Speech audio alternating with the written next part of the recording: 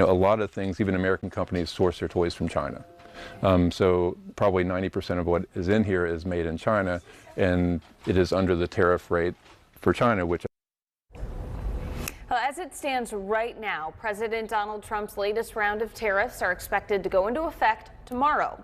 Everyday items you probably don't think about will be impacted. Several small business owners in the Piedmont Triad say it won't just impact their bottom line, but also the wallets of their customers. Fox 8's Justin Lundy joins us live in the newsroom now after checking in on a few local businesses already seeing price spikes. Justin, what'd you find out? The range of items vary from toys to wedding dresses, and while some business owners have to raise prices, others have to charge a little more for shipping.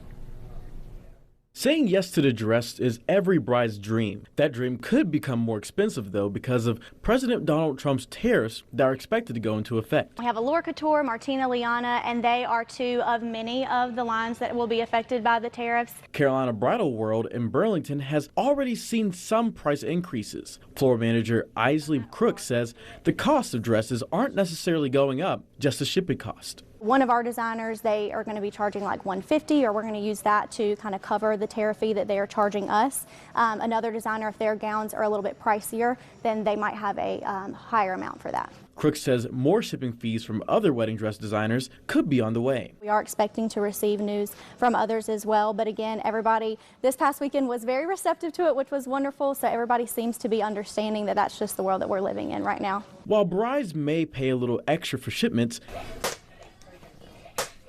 kids may have to crack open their piggy bank to get what they want at Toys & Co. in Greensboro. The store owner, Mark Holcomb, says he's received dozens of emails from toy companies saying, come May 1st, here's our new price list, prices are going to increase, or April 21st, right after Easter, there's going to be a line item on the bottom of the invoice reflecting a 10% surcharge, 15%, 8%, depending on the company and whether they source materials or whether everything is produced in China or Europe. Holcomb says he has a strategy to keep prices where they are. We're going to stock up on the things that we know we need every day, which are the Hot Wheels, the Barbie, the wooden train sets, the Fat Brain toys, the stuffed animals, the things that we know we need every day. Holcomb says the most tedious part of the impact of tariffs is manually changing the price tag of thousands of items in his store. It's a little frustrating because for us it quadruples the amount of work on a daily basis, because when we do have to